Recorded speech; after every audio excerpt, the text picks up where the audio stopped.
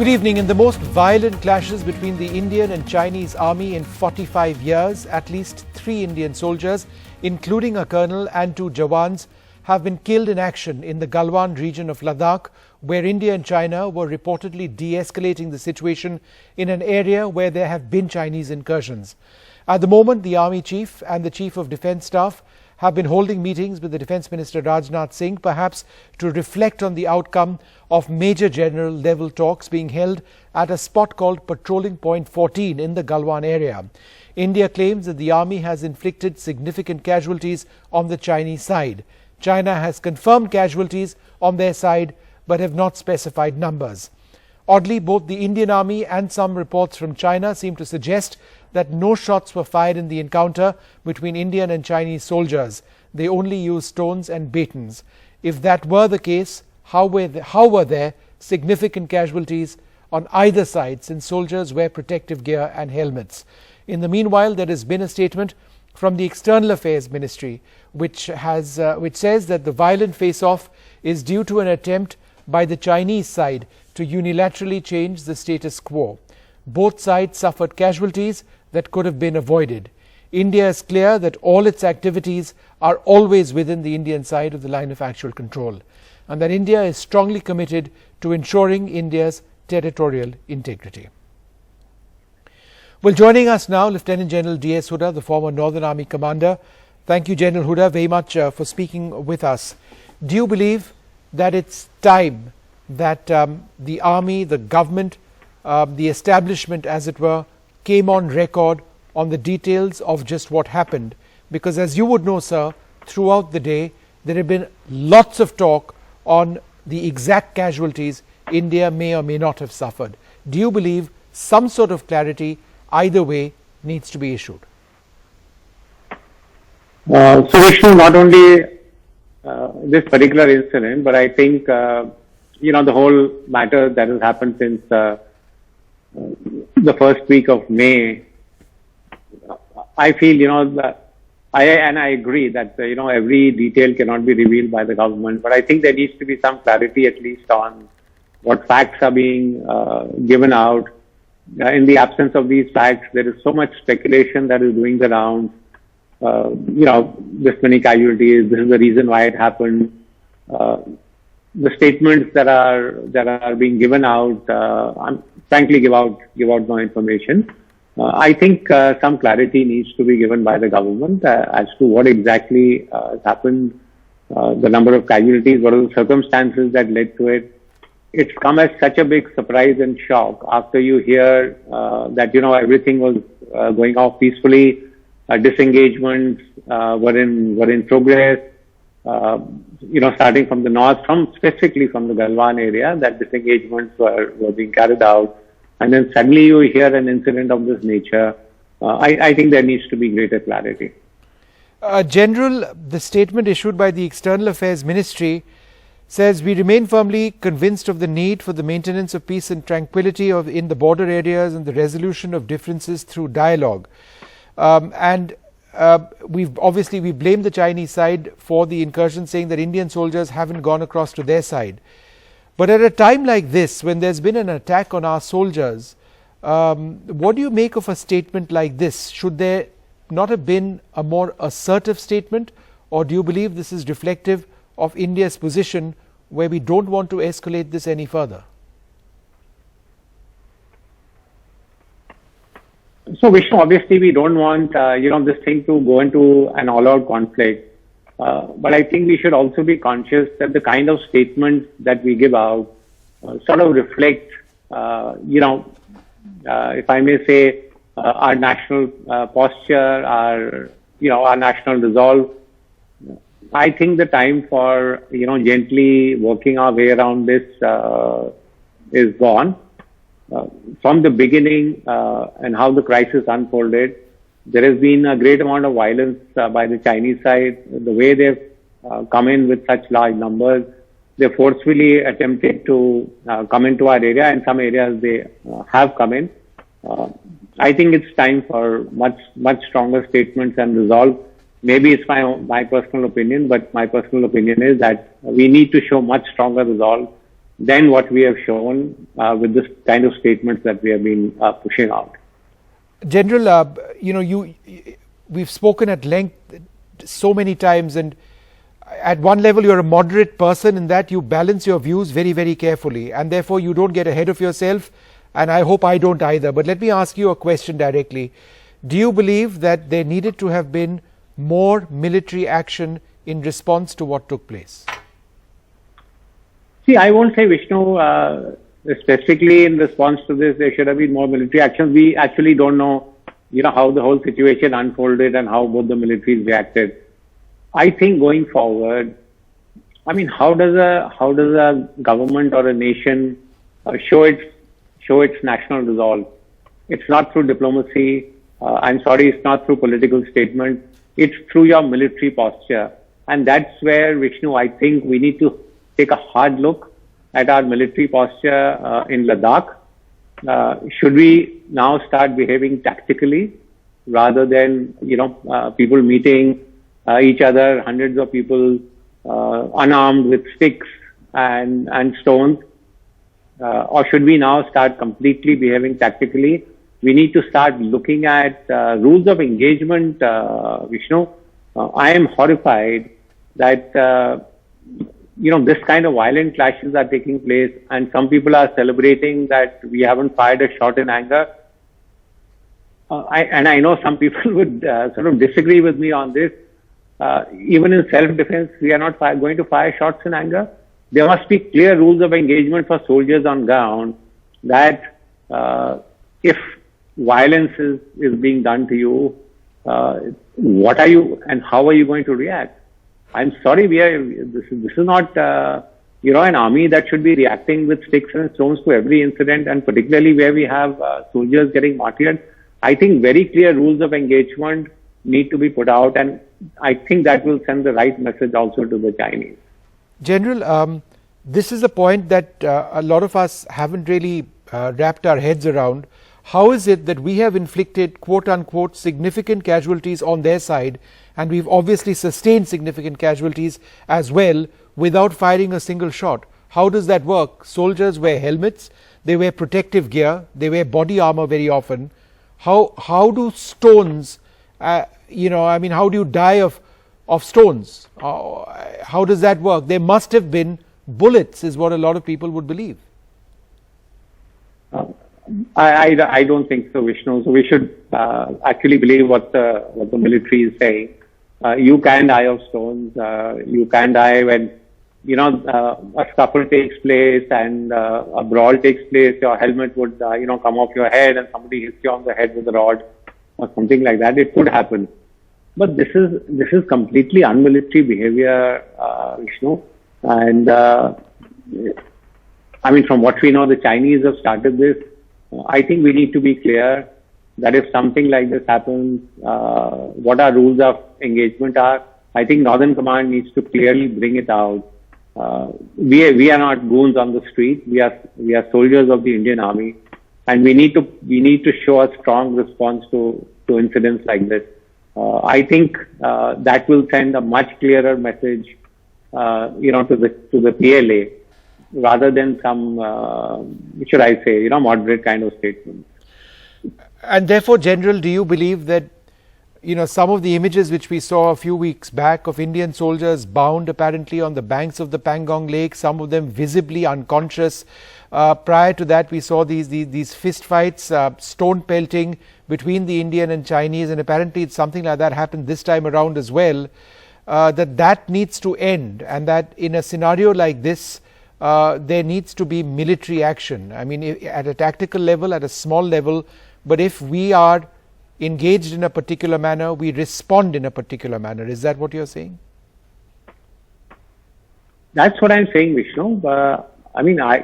This is sort of, to me, as I said, this is sort of unimaginable that, fine, you want to exercise restraint, you want to make sure there are no casualties. But the scale at which it is happening, surely with the kind of injuries that have taken place, hundreds of soldiers have engaged in this kind of brawl. And as I said very clearly, the army needs to lay down its rules of engagement. And if that means now sort of behaving tactically, operating tactically in this situation, that's exactly what we should be doing. And not sort of behaving in a non-tactical manner. Here you have two armies which are locked in a standoff. We clearly need, and as I said, Vishnu, this is what is going to show our resolve. It is not going to be through diplomatic statements, and diplomatic engagement has their value. But if you want to show your national resolve, it's only through your military posture and military capability, just as what the Chinese are doing to us. Yeah. I think we need to be clear about that. Yeah. General, this is also a time for leadership at so many levels of the army. If you've had a commanding officer being killed in action in a situation like this, where soldiers possibly their soldiers possibly beat our soldiers to death, it requires some progressive, smart leaders of the army at even junior levels to ensure restraint where required, and to showcase military maneuvers, or whatever it is, moves, if they are ordered.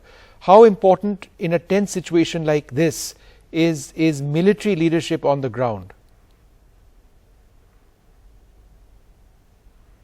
See, it's extremely important, but Vishnu, I think the military leaders who are there on ground, I personally know, for example, the General Officer Commanding who was there was a brigade commander with me, the corps commander was a GOC with me, the army commander was again a GOC in Freedom in Ladakh.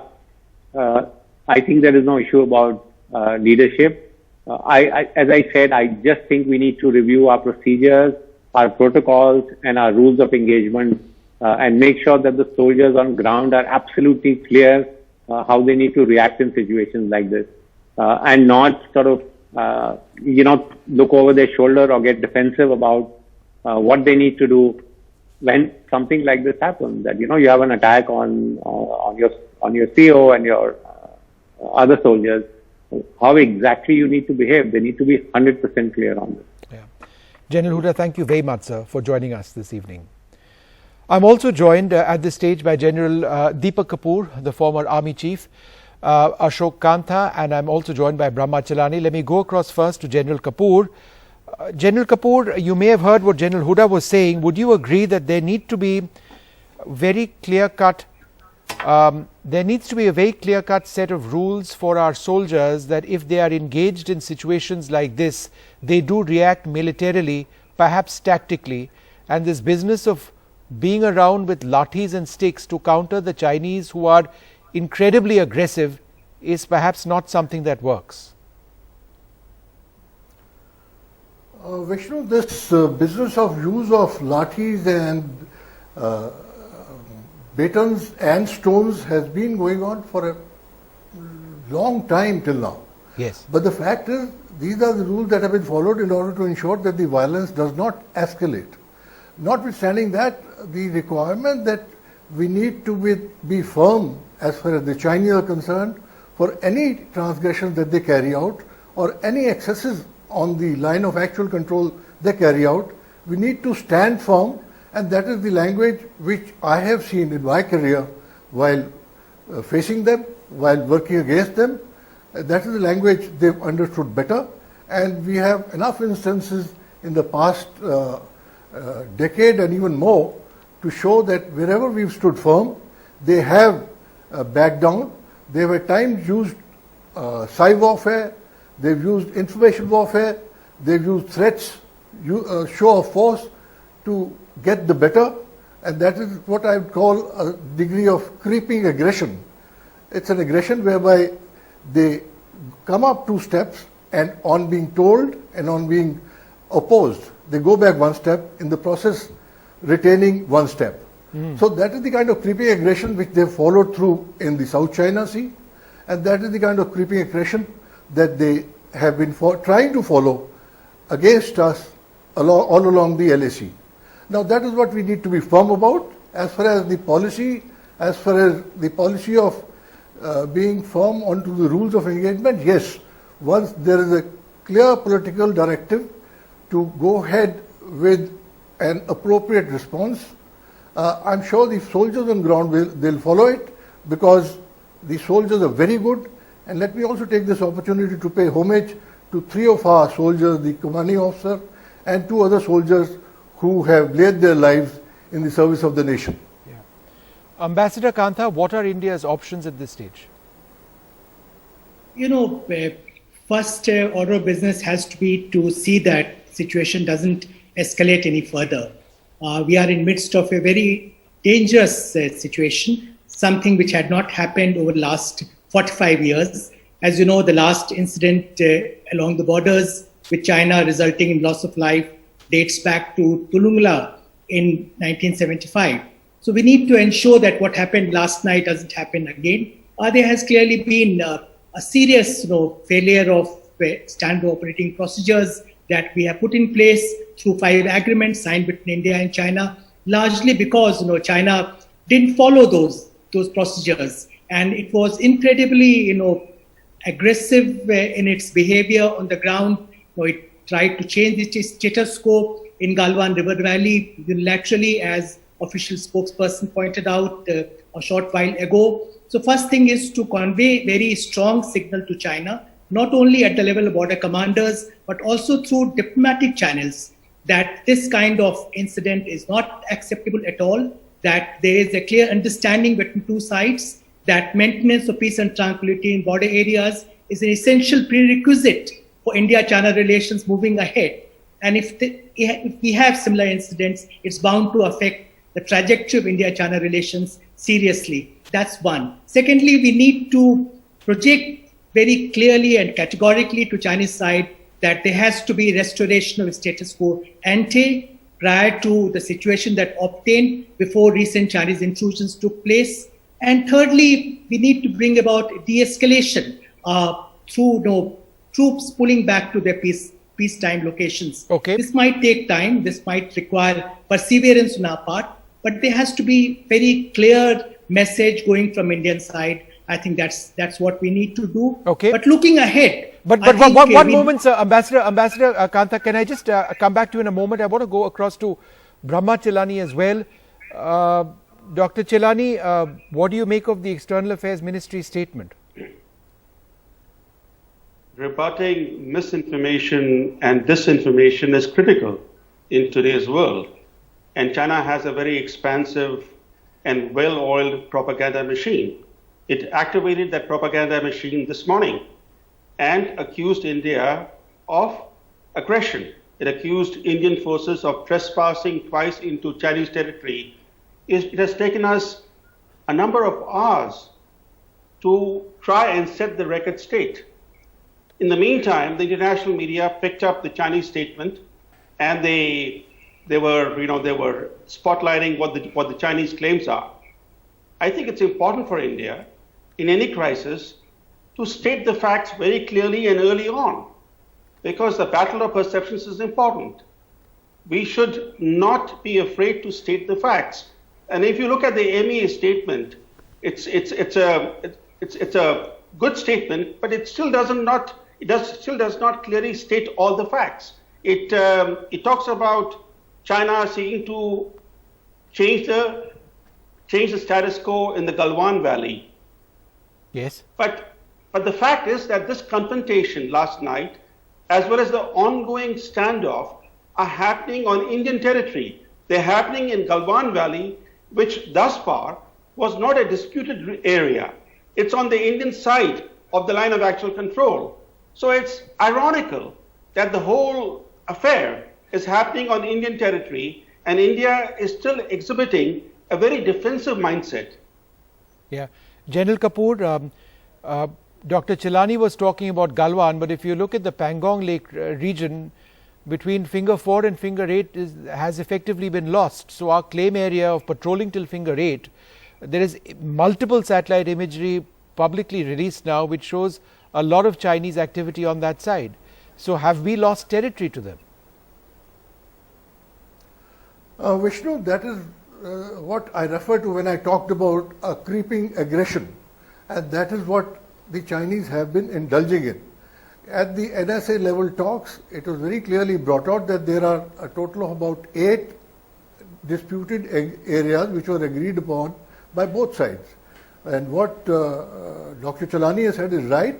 Galwan Valley was never one of them, but it is now a new creation by the Chinese, thereby actually questioning all those agreements that were carried out with the Chinese in 1993, 95, 2005. They seem to be negating all of them and coming up with fresh claims in areas which have never been in question in the past. Right. So from that perspective, if from finger 8 to finger 4 we have lost an area, that is a very clear example of the creeping aggression which I talked about. And that has been their design. So therefore the requirement to be firm, and while I'd also like to put across that diplomacy has a very important role to play, it can do definitely a better job if militarily we are fully prepared to face an aggression or loss of territory. Yeah.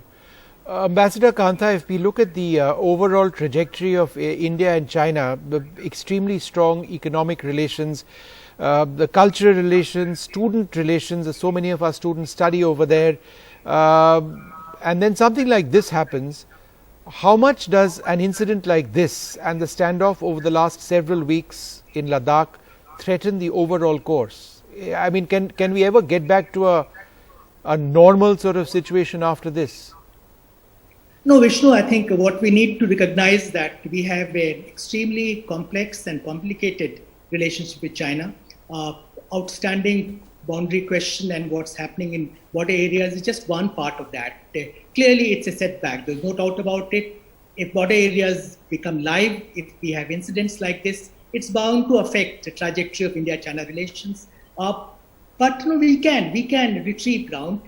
We can, in the past also we have dealt with complex situations. Once again, we can do that. But this will require, a lot of wisdom on two sides. It will require, understanding at the highest political level on two sides that we need to bring this relationship back on track.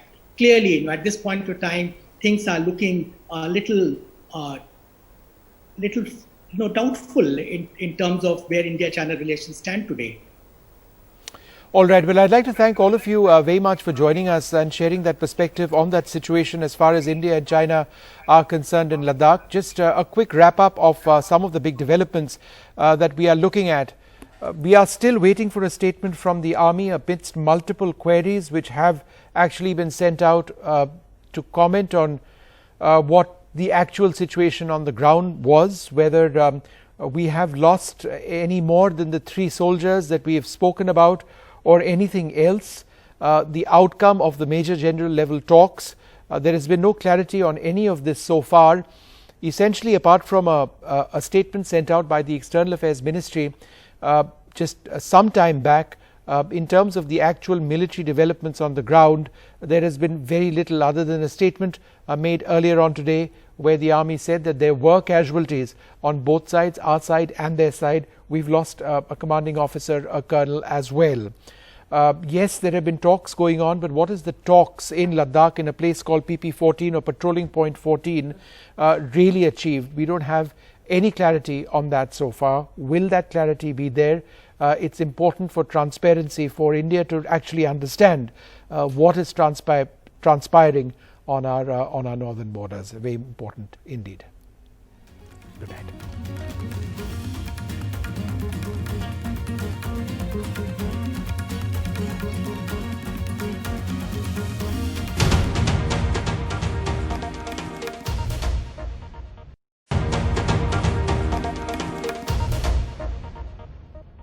General Malik, thank you, sir, very much for being with us.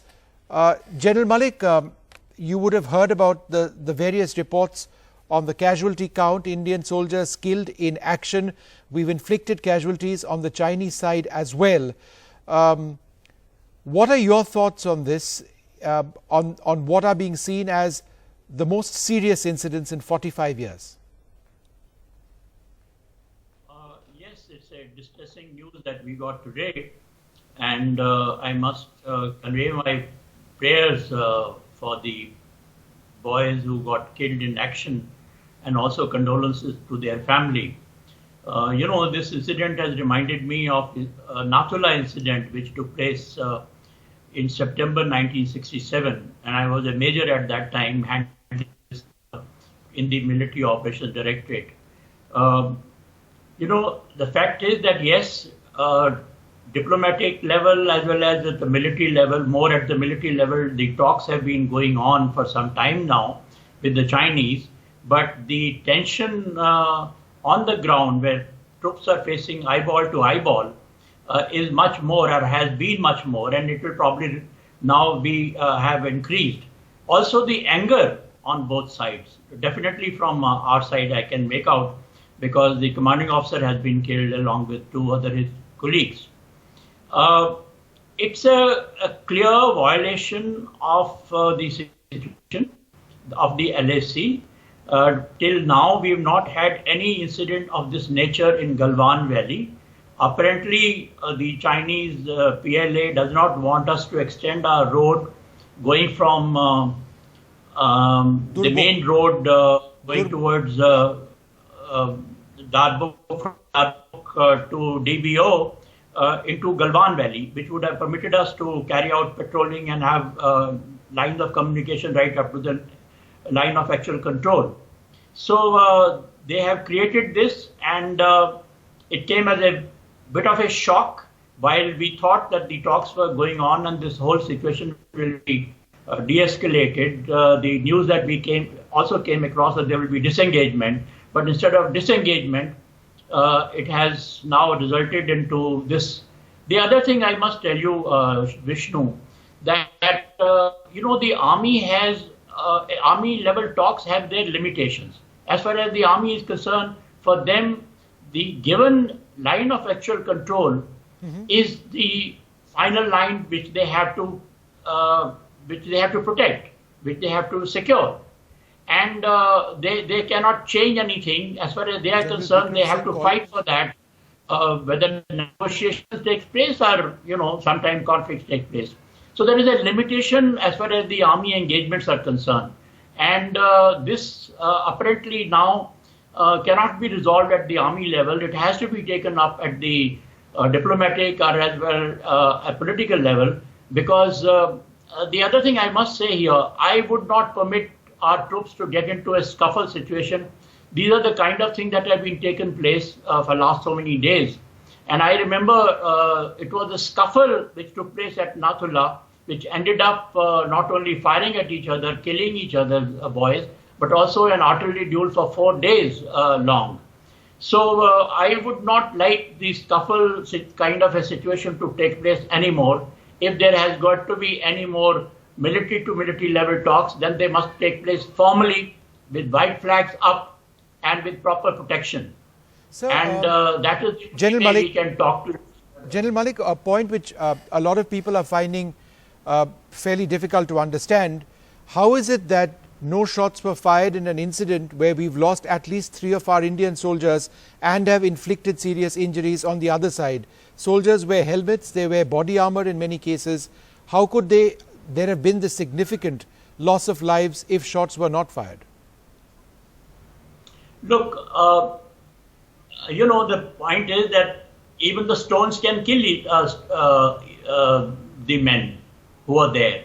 And there are reports of the other side carrying some sticks which are armed with nails or barbed wire, etc. Now, whether you are carrying weapons or you are not carrying weapons, the fact is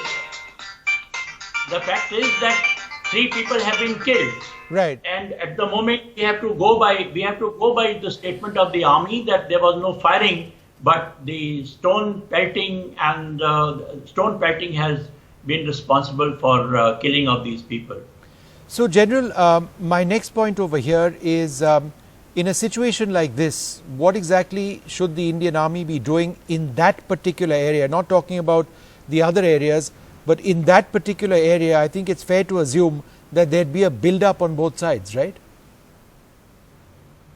Yeah, that is true. The build-up is already there, and the build-up will remain. Now, I think it is at the political level that people have to decide whether you want to keep it localized or you want to escalate it. I don't think people would want to escalate it, but at the local level, the army has a very limited role now except to take up position and make sure that, again, people don't come into contact with each other, and let the diplomats and the political level people talk to each other. The army will have to stand firm wherever they are at the moment. Sir, at a time like this, when information is so important, particularly when we've had soldiers killed in action, do you believe that we are making mistakes? Other than that one army statement, in all of these hours, there's not been a single message from the External Affairs Ministry, no message from the political leadership, no further message as yet from the Indian Army, while the Chinese mouthpieces have been broadcasting news, sending their messages. Military spokespersons on their Western command have been coming out with messages as well, and their foreign ministry has spoken as well. So there is a certain narrative which is going out. We are obviously looking for the truth. But after all of these hours, did you not expect our establishments to actually say more? Vishnu, I tend to agree with you. We seem to be losing out as far as the information war is concerned. And I wish there were some statements being made. As you know, the Chinese have been making statements at different levels, both at the foreign minister's level as well as at the military level of their Western command, which is controlling Tibet. And I hope that soon there will be some statements being made, but maybe people are still waiting for the political authority to make up their mind. Let me also mention to you that today's situations are quite different. There is a real-time information available today to the political authorities, both the Ministry of External Affairs as well as the PMO. Unlike the earlier days when the information passed from one commander to the other commander, today real-time information is available, and therefore we have to react fast, both on the ground as well as information war is concerned, or whatever you like to call it, and therefore to be having these kind of delays, I think it doesn't do any good to our case. It's also a matter of concern that the Chinese seem to have reinforced their positions, because in just the last little while there is a statement which has come from the China's Western Command, where their military spokesperson has actually issued a statement, and that statement is very damaging to our interests, where they have basically said, and I'll say this: China always owned sovereignty over the Galwan Valley region, and the Indian border defense troops are inconsistent with their words, etc., etc. But this is reinforcing a particular position which we were trying to evidently de-escalate. So doesn't this therefore indicate a significant setback in terms of the overall effort in the last few weeks?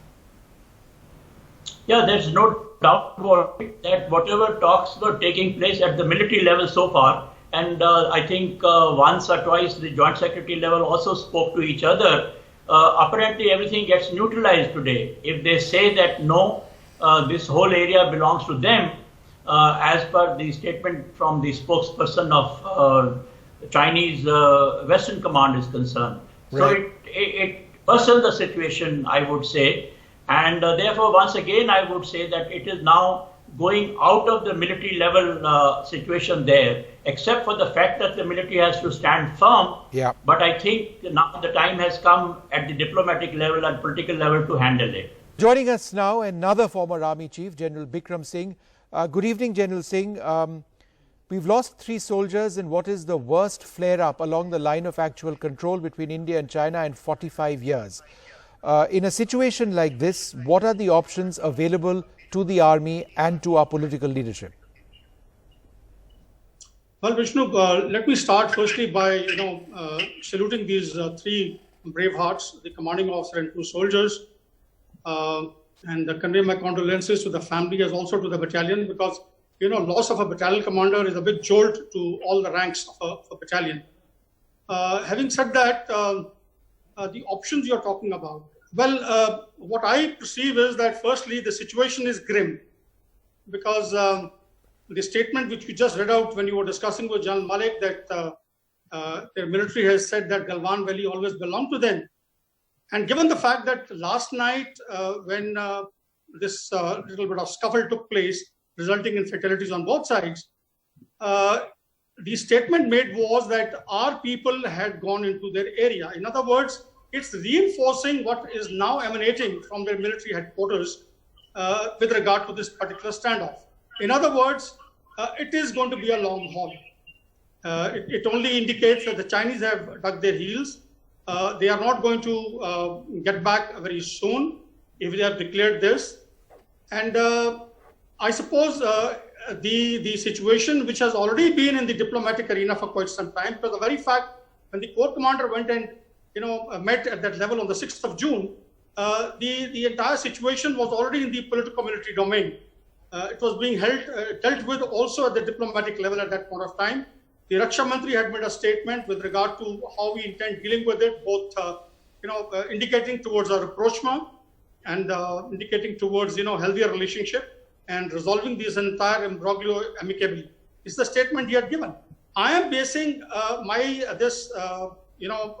the option that you're giving out based on the political statement, the last statement of the defense minister, which says that we have to resolve it amicably. Also, what has happened on ground now. First point. On the ground, while technically we have also, caused casualties, fatalities on the PLA. They have lost 5 people as per the reports that came in, which I'm told are being refuted now. But it was their media that had reported. In other words, our people have performed well. They have shown their grit, their willpower, their valor, their courage, and they have hit back. It's very unfortunate that in that incident we lost a commanding officer and of course 2 Jawans. But the options now are that we have to see how the nation looks at it, because the first thing is that we got to understand. While there is a national fervor, I find the social media, larger number of even the junior officers today are expecting something to be done.